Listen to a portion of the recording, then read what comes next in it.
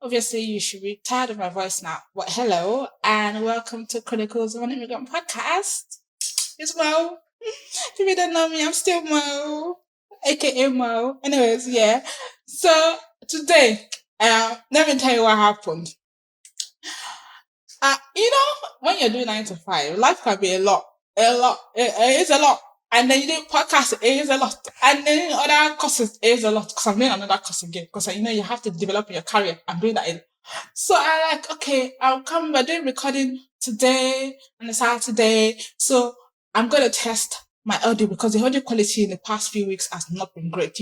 Imagine in podcasting, this podcasting journey is a serious journey. You come, you record, you plug everything in your mind, you're speaking, you're passionate, you're talking, then you now go home and play it back. You now hear what you recorded. Sometimes we realize that we didn't even press play. Sometimes we realize that we didn't put the plug in. Well, anyways, so we now have to improvise and then figure things out and still push things out there because consistently after it is very key. So yesterday, I went to work. Honestly, one day I'm going to show you my behind the scene of how I do this journey every week. So I was testing a microphone and I realized that, let me show you because my producer has asked me to show you all, that this is our microphone, which I termed bad microphone that we just bought. It's not even up to, less than 2 months now. And this microphone is bad. So like I said, respect the days of humble beginnings. So thank you to my Samsung microphone. The microphone that took me when I first started podcasting. My £100 microphone has saved us. So forget that it's ugly. It's better than bad quality. So we're hoping that the quality this week will be on point. But yes, this is the bad microphone. And I didn't know what Falawe did. And then I came, I didn't tell her about the microphone problem because I didn't want her to worry because there's so many things going on behind the scenes. So many things are going on behind the scenes that you can't even care to know. And then only for her to come and say it's giving hello 1 2 2. What the hell is that? She's like, it's giving hello 1 2 2. Like, those local DJs. Like, it's giving the kind of vibe. And I'm telling them that we have to go, like, quality over aesthetics. Please. So I won the battle and we're using my Samsung microphone, the one that started with me in podcasting. But we'll try and figure out how to solve our show expensive microphone that we bought like almost £300. We'll try and figure it out. But until then, if you are seeing this hello 1 2 2, just accept it like that. Enough of me about me. Let me go to my guest now. That's my week. Sorry about that. I have to tell them all the problems first. Yeah, hi. Hello. How are you? I'm good, thank you. And how's your weekend? It's going really good so far. Yeah, thank you so much for having me. Thank you so much for coming. She came all the way from Bradford, guys. I didn't even realize when I invited her she was coming from Bradford. Thank you for coming. Oh, thank you. It's an hour train, just so you don't know. We're trying to work out the logistics. She traveled all the way to be here. So if you want to come on our podcast and you're living far away, distance is not a barrier. Please come. Yeah, definitely. It's a very good opportunity for all the international students. Thank you so much. Thank you. And you see, I'm a psychic. Yes, we are color coordinating. She knew I was gonna wear red. So she picked her red blazer as well.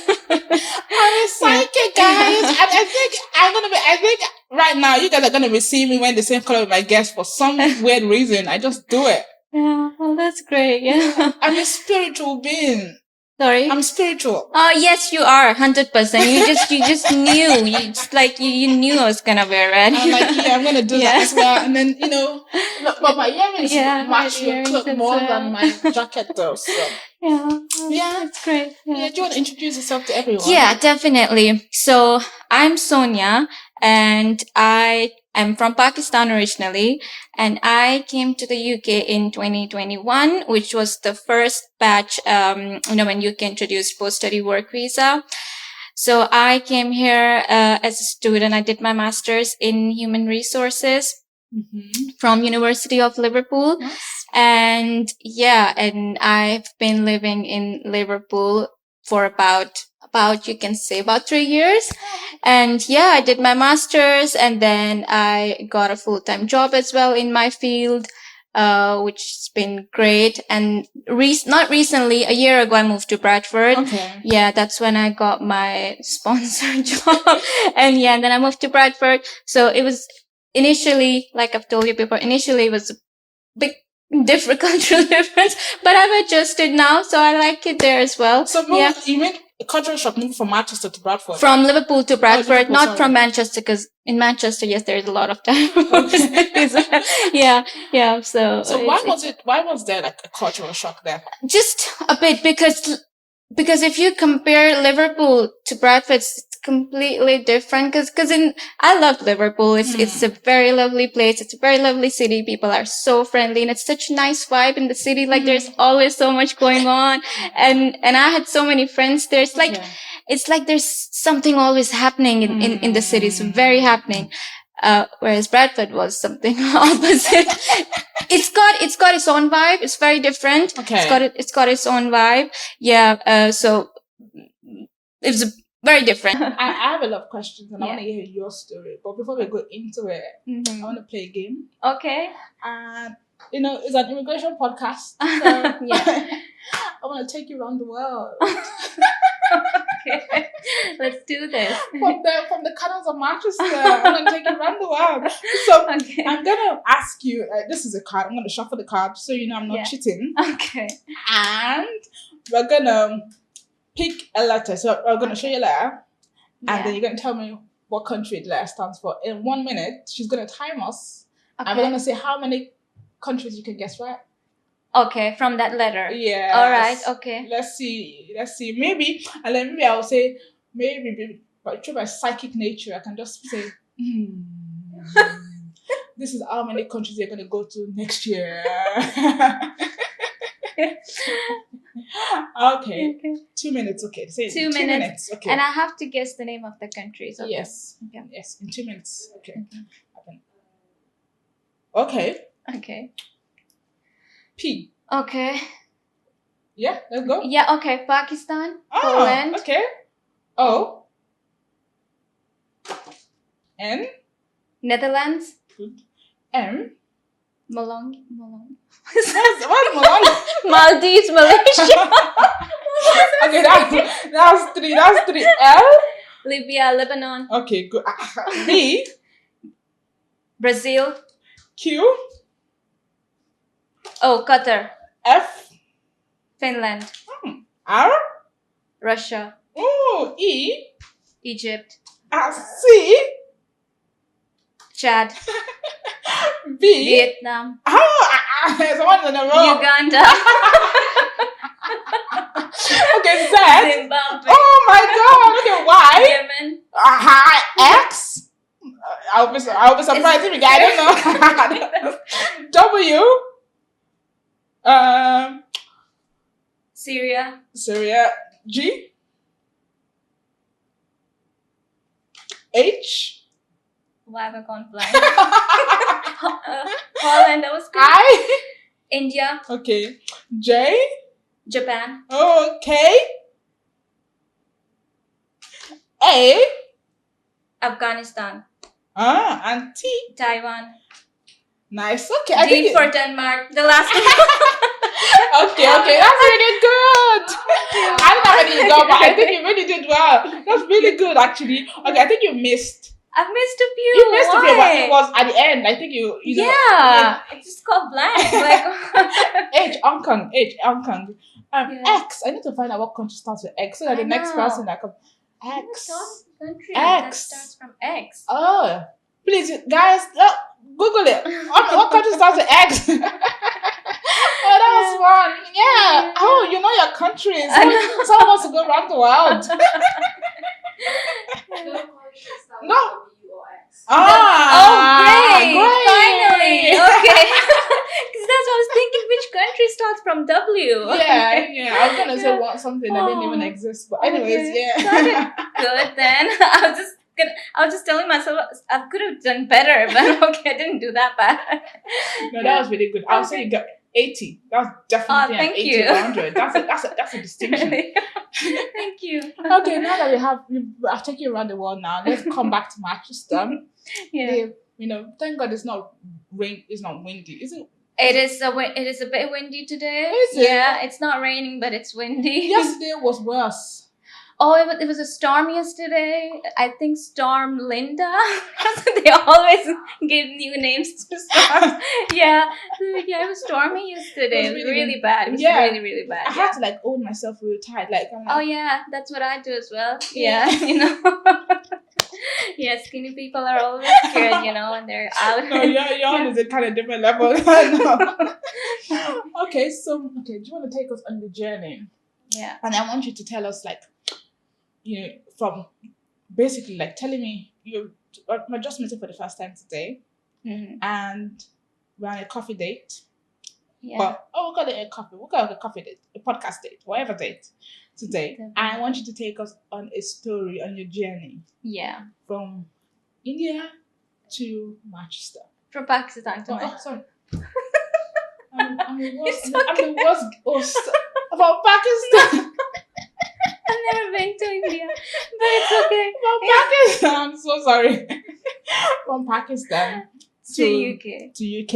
Yeah. Okay. Yeah, I want to hear it. Yeah. So, basically, like I told you before, I did my qualification from Pakistan. I did my bachelor's, and I had done my MBA as well from Pakistan, and I was working there as well. And then I moved to UAE. Okay. For a full-time job. Then when I was working there, I wanted to apply for further studies. Okay. Yeah. So my first preference was going to Canada, but then I thought, okay, I'll give UK, and I'll keep that as an option as well. And so what happened then? I preferred UK because of because the standard of education is the best. In the UK. So what were you doing in UAE?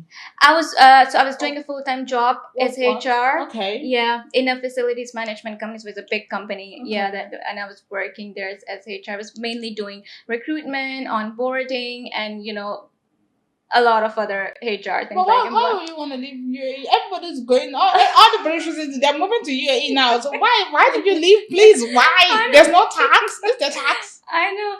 Yeah, I get that question a lot. Like, why did you leave and come here? But I had different, things to consider. I think, quality of life is great over there as well. But then it's work-life balance is amazing here, not just in the UK, in Europe as a whole. It is. Do you not think it is? And to be fair, I do have work-life balance. Yeah. It's not the same. It's not the same in Gulf, or even if you go to America, you know how it is. Yeah. It's all work, and Whereas in Europe and in the UK, the work-life balance is given a lot of priority, and so that's something that's really good over here. And then there are a lot of other good things here as well, which I can't really pinpoint, but there are. Trust me. Yeah, I've enjoyed coming to the UK, and it's been a great learning experience for me. How long did you live in UAE for? So it was for a year and a half. Okay. Yeah, a year and a half. You're just like a year and a half and you're done. Only. No. Might go back. You never know what life brings for me. If I get a chance, I don't know, maybe in the future, if I get a better opportunity there, I might consider, but we don't know what's gonna happen. So did you find a job from Pakistan? No, I was in the UAE when I found the job. So basically, my father used to work there, so I had the resident visa, so that's why we used to travel a lot there. Okay. Yeah, so that I had that kind of advantage in that way. Yeah. So how was life in Pakistan? So in Pakistan, again, the work-life culture is not good at all. Yeah, it's the same. I think it's the same in how it is in Gulf as well. But in Pakistan, I think I'm not trying to talk negative about my own country, but there are a lot of challenges. There's a lot of corruption.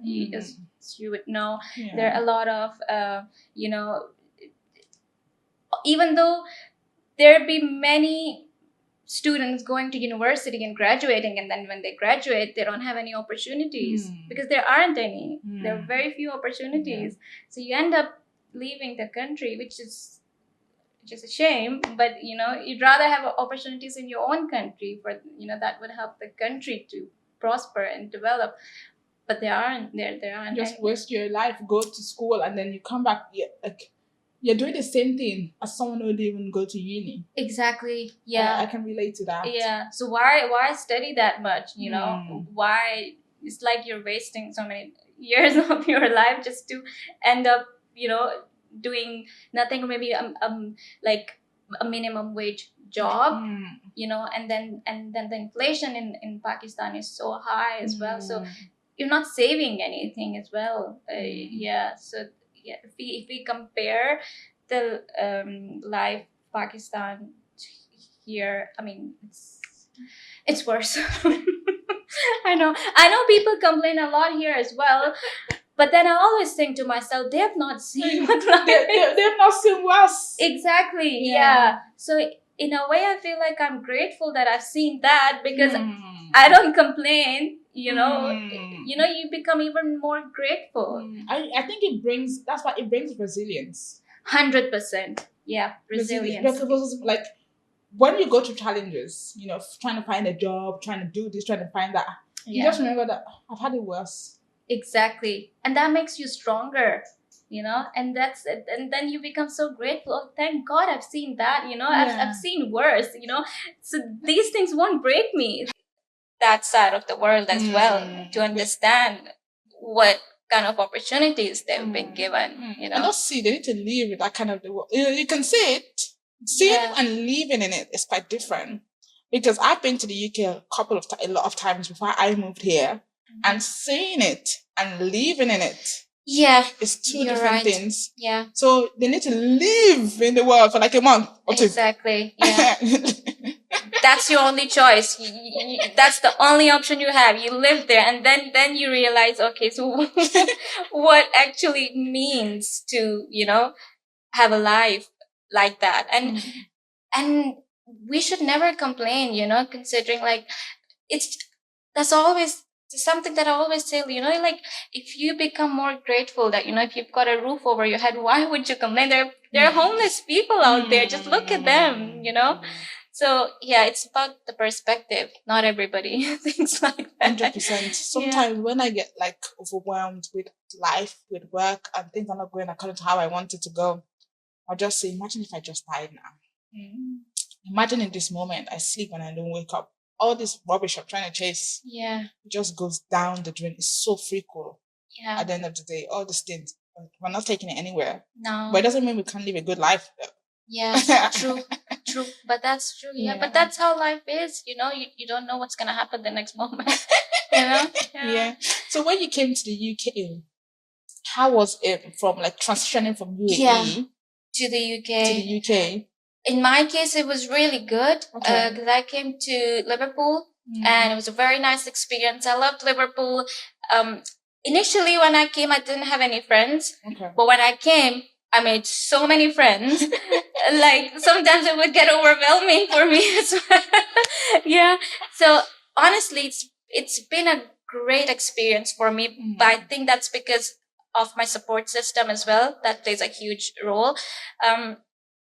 And when it comes to, you know, looking for in terms of opportunities, the time when I came, it was during COVID time as well. I came after a lockdown, so we had opportunities, we had part-time jobs. So I was lucky in that, maybe lucky, or maybe it was the right time that I came in here, that I did get a part-time job. But also I started applying very, very early.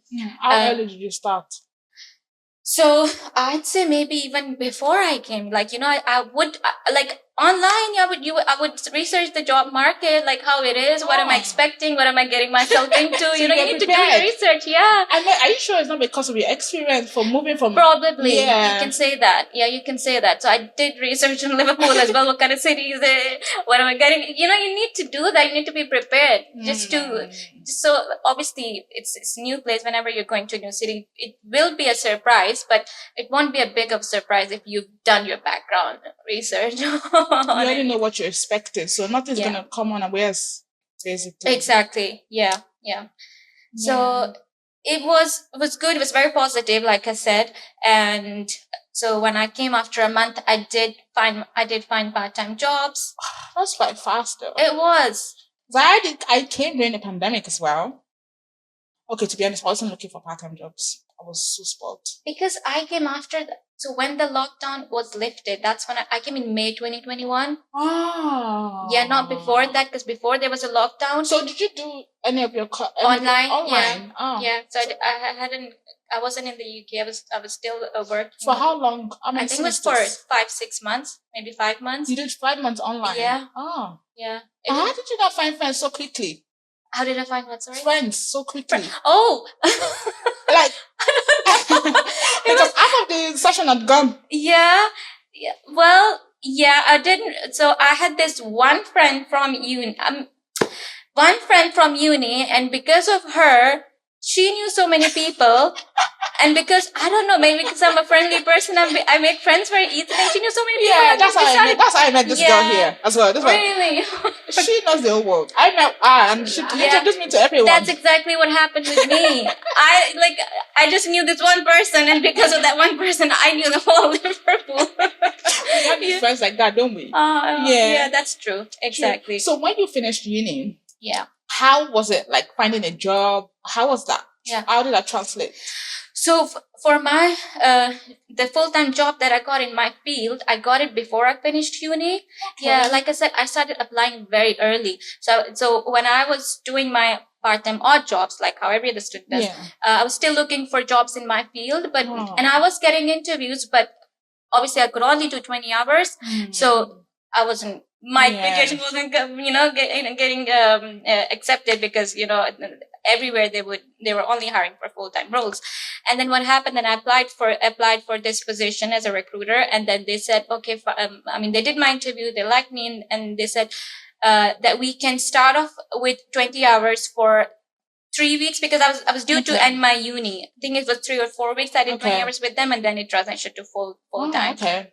So that's really really good, actually. Yeah. Like, I think that's the thing that you did. You were really prepared, I think, because most of the time when you come as a student, you forget, because it's hard trying to figure out new country, learn the educational system, blah blah blah, and then adding a job.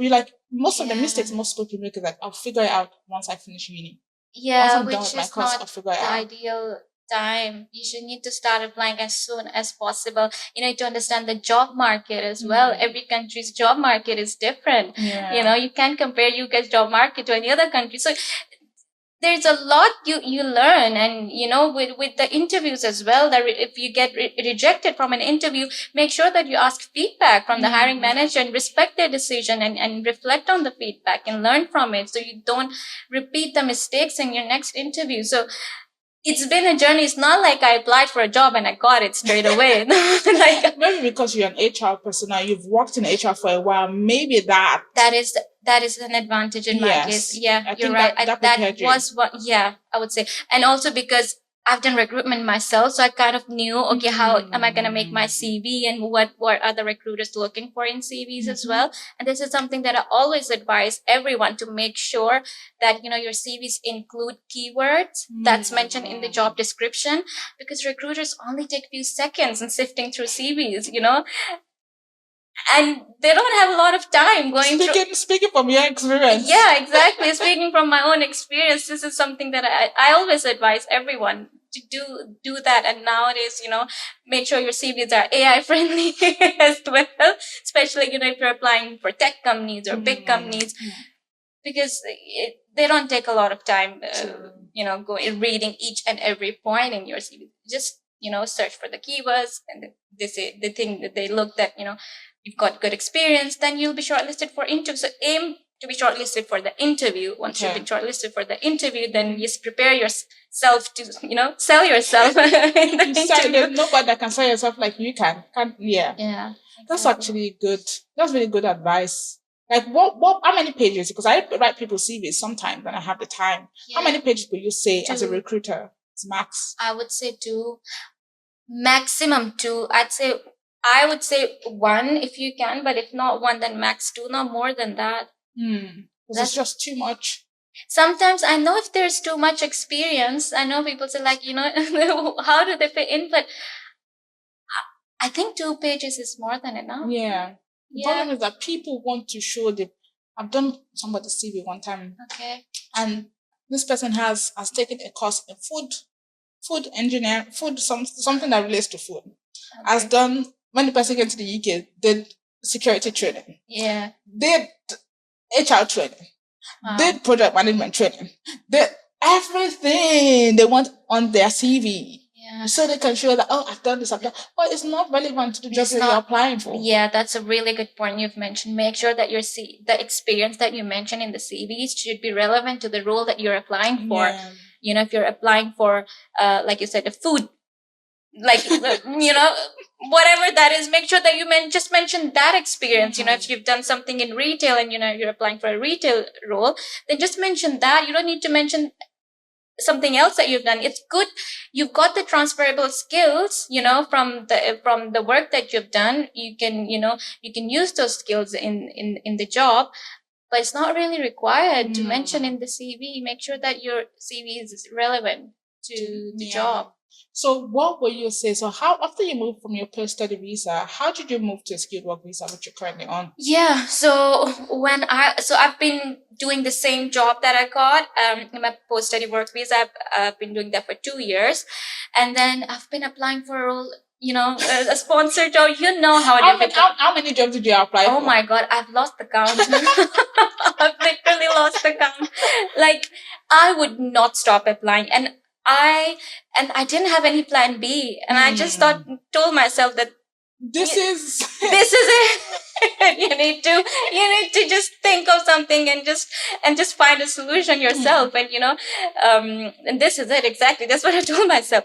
So then I kept on applying, and then what I did, obviously, I got a lot of rejections only because every time I would hear, sorry, we can't sponsor you. I would get interviews, but when I would tell them that I'm on a post-study work visa and I need sponsorship, you know what, they always, sorry, we can't sponsor you. So that used to be very, very, very frustrating for me. And what I did, I said, okay, why am I just looking for jobs in cities like Manchester or, like London? Why don't I apply for jobs in other cities? Why don't I explore? Why don't I mention this in my CV that I'm open to relocation in the UK? Just so the recruiter who's looking at my CV can see that, yes, she's open to relocation. And then I thought to myself, why don't I look in the cities that have less opportunities, more opportunities, but less people, or the market is not very, competitive there. Why don't I apply there? And then that's what I started doing. And then, honestly, it was, I always think to myself, there is nothing less than a miracle that I got a sponsored job, that too in my role. So I got a sponsored job. Like, how soon was your post-study visa going to expire before you got that job? I would say 5 months before. Okay. Yeah, 5 months before. So my post-study work visa was still March this year. Okay.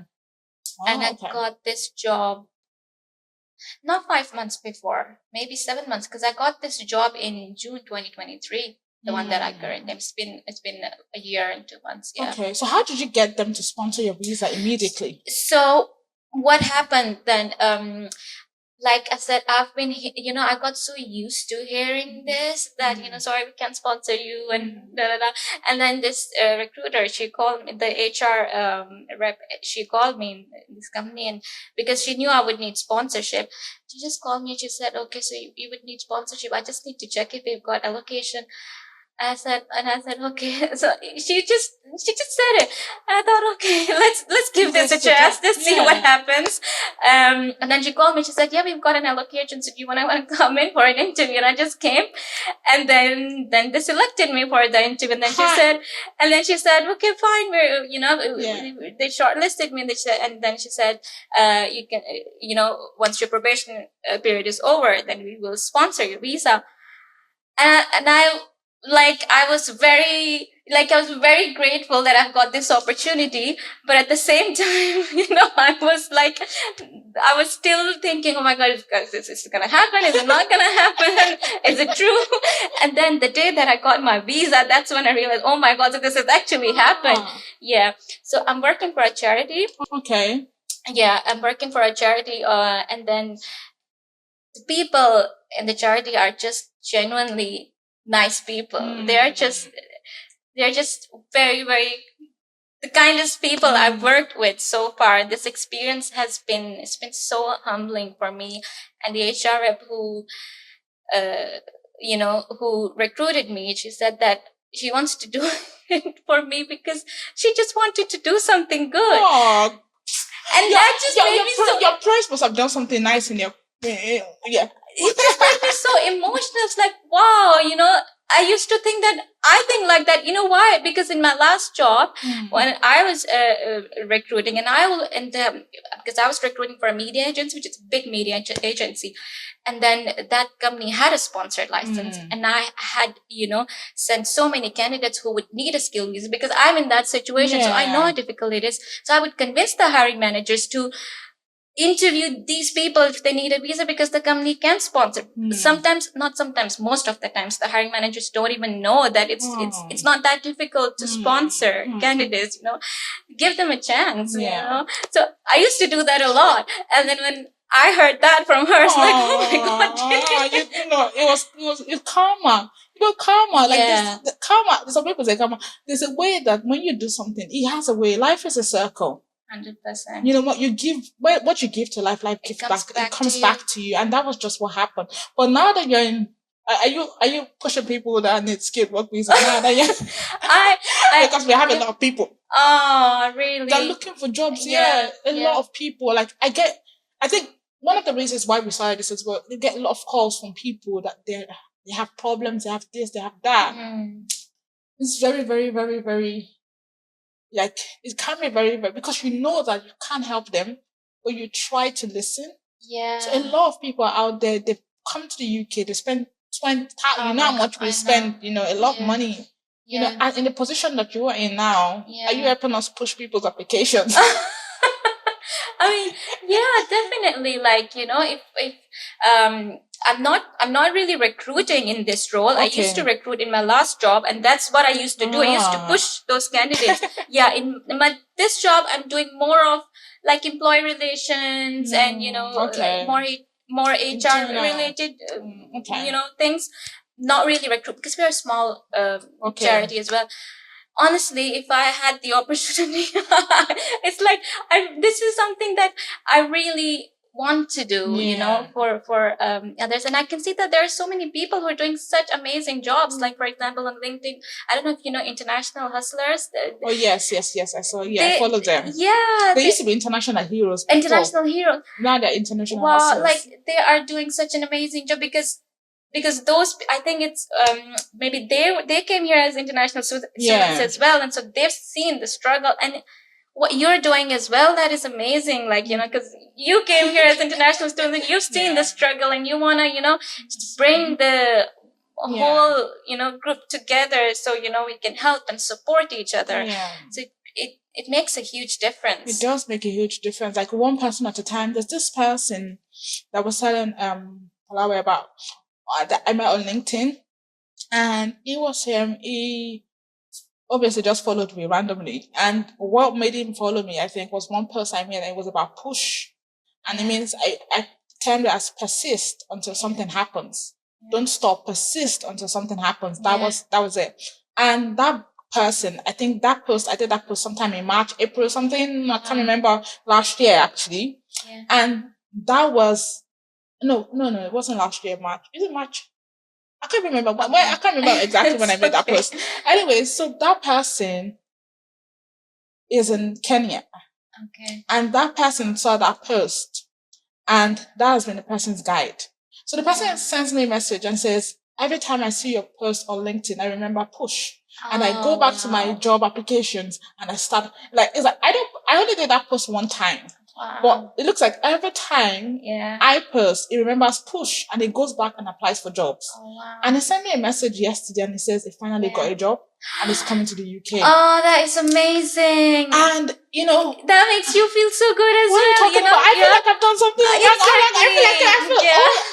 was so excited. I was so happy. Wow. So excited for him because sometimes you post those things out there in the moment. Yeah. And you don't even realize that you're doing something. Exactly. You don't realize the impact it's gonna make on someone else. You're just doing it out of goodwill, like, it's something, write something positive or say something positive. But to the other person, it means the world. Like, see, like, he took it so seriously that, he kept on applying for jobs and now he's landed a job. So and that's just one of the stories, And there's this one of my other friend, and I get all this a lot. And the thing about it is that that's how I meet people as well. And I give them my number, they call me. And when they have their first breakthrough, I'm the first person they call. And wherever I am, on the road, at work, whatever I'm doing, I just start dancing. People think I'm crazy. Imagine me dancing on the road, on the street of Manchester, just dancing for no goddamn reason. Because I realized that it took me on that journey with them. Yeah. And it's hard. It's hard. It is just trying to understand, their story and being more empathetic. 100%. Because you're in that situation, so you do understand, what they are going through as well. Some people don't have any other choice, It's I know it's really hard because I've been through and everybody knows it's really hard. But persistence is key. Persistence is key, and never lose hope and keep on trying, I feel like, you only fail in life and you lose hope. So failure is not an option. It's not an option. No. How did it feel for you, like, when you finally got to this sponsorship? Yeah. And negotiating your salary? Yeah. How was that? Because you don't want to come, like, if I come and tell them a big salary now. Like, now it's a big salary. Like, but I got it when I got it beforehand. Okay. Before the salary spike. Yeah, okay. I got my visa before 4th April. So what happened when I got this job? The salary difference as compared to my last job was massive. Like it was very huge. Like it was I was getting lesser salary in my current role as compared to what I was getting in my last job. Yeah, but that wasn't important for me. Yeah, it was important that I was getting my visa. Yeah, obviously, if you don't have a visa, you're gonna be kicked out. Exactly. The salary didn't matter at that time.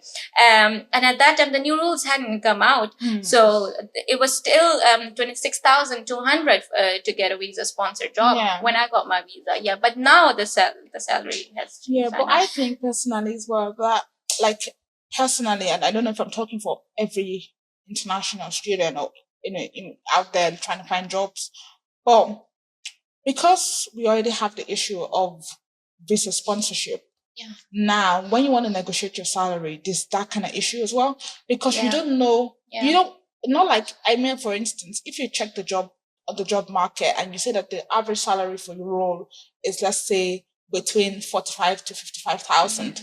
That's the average salary for the role you're applying for. But because you need visa sponsorship, you don't want to say that because you feel like it would chase them off. So you lowball yourself. Yeah. That happens. Because of the fear of visa sponsorship. Yeah, 100%. Like, do you have any advice on how to? I would say, I get it that, now they've made it even more difficult now, because of the salary. But I think, like, you're still eligible to apply under the, the new entrant rule. Yeah, student, because if you've come to the UK as a student, you'll still be eligible to apply the new entrant rule. And in new entrant rule, salary is still less. It's not Yeah. 38,700. Yeah. But I get it. It depends on the roles as well. You know, Yeah. if it's a tech role or if it's a niche role, they still get paid more. Yeah. So I know, you know, sometimes It's when you don't have hard. any other option, you Yeah. do You like yourself. it's not unfair. You lowball yourself Yeah. before they even ask you about the salary. Yeah, You're already unconsciously. lowballing. Yeah, Unconsciously, you're already lowballing yourself because you're like, because I need the visa. I Because need a you're visa. desperate for the visa. Yeah. That happens. Yeah, and they know that, and they lowball us as well. Yeah. Because they know that we need the visa. Oh yeah. They- Oh yeah. 100% they do that. But once you've gotten your visa and you spent 5 years and then you got PR, then you know you'll have better opportunities. It's okay. It's just a short time. It's 5 years of that's pain. it. Yeah, that's it. It's not It's not long time. Yeah. It's not forever. No, it's not. We've seen worse. Yeah. Okay, so in all this journey, moving from Pakistan to UAE to the UK now, and you're currently living in Bradford, how would you summarize your experience, like in one word? Yeah. How did the experience? How is your life experience in one word? I think in general, I would say life is a learning experience. We learn as we go, and every place has, you know, everywhere you work and everywhere you go, it just teaches you so much. Like, for example, moving to Bradford and then working for a charity. Like I said, it's been so humbling for me. I never even thought I'd be working in this kind of like an organization with, you know, people who are so kind and who think like that. Yeah. Because I've been working in corporate and you know how it is in businesses, you know. So it's a complete different experience, and it's growth. You know, this is growth. You learn so much and learn from your challenges. Yeah. Learn from your failures, from your mistakes, and don't dwell on them. Yeah. Just don't be disappointed. That's true. In life. Life is beautiful. Life is abundant. There's so many opportunities. There are so many possibilities. So many possibilities. And I think the one takeaway for everyone that's listening to this will be that, you know, they you can't give up. No. Giving up shouldn't be, you want, like I said, you only give up, you know, you only fail when you give up. So don't give up, keep on trying. And like we said before, persistence is key. It's key. It is. And it's okay if you're getting rejected. You know, you build resilience. Just see what it's teaching you. Imagine if you had given up at the 100th application or the 200th application or the 300th application, you would never have gotten it. No, exactly. That's the thing. Yeah. If I would have given up, I wouldn't have gotten this opportunity. And that's the same for everyone. Usually people give up. They be like, okay, it's not worth trying. Let's just leave it. But that's not how it should be. You should keep on trying. But that's if you want to. If you want to do it. I feel like you can achieve anything in life, be it big or small, if you put your mind to it. There's nothing impossible. There's nothing. And I'm not just saying these words. It's actually true. It's actually true. If you're ready to work very hard for it, it is possible. 100%. It might take a while. Yeah. It might take a long time. But if you want it bad enough, it is possible. It is. It is. And I'm a strong believer in manifestation. You know, if you want something, manifest. And you work towards it yourself, and you're going to get it. Manifest. I'm manifesting everything. Really? Yeah, manifestation is good. There's a way manifestation, I think that's a good one. Yeah. Just tell myself, just be walking around right now. Everyone manifest. When you're walking, just tell myself, just tell yourself where you want to be. So let's say they want to be tech consultants, for instance. I am a tech consultant. I've gotten the job already. I'm a tech consultant. I've gotten the job already. I'm working in corporate. I'm wearing $2,000 shoes. £2,000 shoes. And you're gonna get it. My blazer, my suit is 5,000, you know, manifest whatever you want, and it has a way of coming back to you. So we're gonna wrap up very quickly, and there's something that we do. Yeah. She's gonna get us the wine glasses, and what is your biggest dream? I want you to share with the world, and you know, because a year, 2 years, 6 months, whatever time from when you play this back, This one, oh, I said I was actually, I manifested that. Yeah. Yeah, you wanna take the wine? Oh, okay. It's non-alcoholic No, wine. it's non-alcoholic wine. Alright. Thank you. We don't want to get anybody drunk, do we? Not in the podcast. Not no. the podcast. Yeah. Yeah, okay. Sorry, just need to keep it. Okay. So yeah, what's your biggest dream? Yeah. My biggest dream. I don't know if I should call it a dream or if I should call it purpose. No, whatever. Yeah, I feel like what is it that I can do to make a difference in someone else's life? That is something that matters to me a lot, and that is something that resonates personally with me in my career as well. What difference am I making in someone else's life? It brings fulfillment to me. So if I'm able to make a positive difference in someone else's life, what is it that I can give to someone else? Yeah, it just means the world to me. And your dreams are valid. Let's stress that. Okay. Okay, that doesn't taste too bad. No, I just tasted the wine, guys. It's not too bad. Not too bad. That's the best taste so far. Lots of very nice wines. And your dreams are valid, actually. Yeah, that's really good. Thank you. Helping people find their purpose or fulfilling purposes in someone's life. Yeah, exactly. And there's also one thing else I would like to mention. I think I should have mentioned this before. There's something, because I've done a lot of recruitment, there's something that I always advise hiring managers as well. When you're recruiting, yes, technical skills are really, really important when you're recruiting for a role, but give importance to soft skills as well. Valid. I feel like those skills cannot be taught. Technical skills, you can teach them. Who's going to teach? How are you going to teach someone human skills? It's so difficult to teach someone those skills. Just lay importance on those skills and give people a chance. That's really important. All everyone needs is a chance. A chance to prove yourself. Yeah. And the thing about being an international student and being an immigrant is that because you really want it, you do twice. You work twice as hard is very underrated. You work 100 times as hard for half as much. Yeah. You're trying to prove yourself. You give it everything you have. And those are soft skills that you can't transfer to anyone else. No. And that's what makes us stand out. I always tell people as immigrants, when they call me, I say, and they tell me they're nervous about interview. I say, so how do you sell yourself? They're like, they hide the fact that they're international students. They hide the fact that they're immigrants. I said, that is your biggest strength. Wow. That's what, when they tell me, like, what's my biggest strength in an interview? Like, why am I said, I'm an immigrant. And that is my biggest strength because I am resilient. Wow. Well done. That's how that is. And I'm kind of person that because my journey hasn't been easy, and when I go to work, I walk very tall because I realize that nobody can look down on me when I'm looking up. Oh wow! You have to look up at me because I'm looking up. Oh my god! So that was like honestly, that's amazing. I walk tall, and some people look at me like they look at me very straight, like what does this guy have? Why is she like this? And I'm like, I know because you might not see where I am, where I want to be, but because I'm looking up, I'm seeing it, and you'll always be looking up to see where.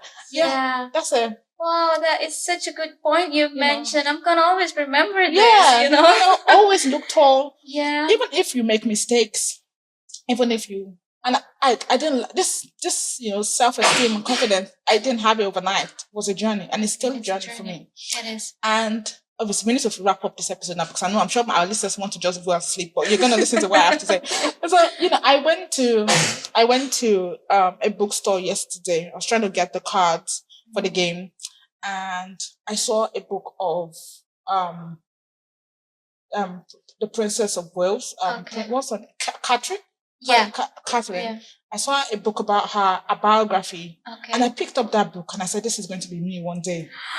Wow. This is going to be more, this is going to be my story one day on a bookshelf. Oh wow! And I walked out, and that is one of my dreams. That's that is one of. I have the title of the book in my head, oh, do you? And I look at Michelle Obama, and I'm like, becoming. Yeah. becoming. This Oh is my gonna be God. my story one day because I'm always gonna be looking up.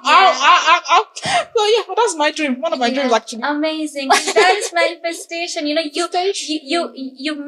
like you have a vision and then you're working towards it, Mm. and then you're gonna get there. Trust me, you 100%. will. 100%. Thank you so much for coming. Thank you And for our guest, you see, we're twinning, Yes, we twinning are. and sync. As I said, Yeah. so thank you for coming. She came all the way from Bradford. Thank you. An hour train. I'm really grateful for everybody that's, when you're starting, a lot of people support you, try to be here. So we really appreciate all of you that watching, liking, commenting, sharing. We really appreciate. Please keep doing it. Please like, subscribe, comment, send your dilemmas. Thank you very much. Hello at tcipod.com. I think that's it. I got it. All right. See you guys in the next episode. Bye bye.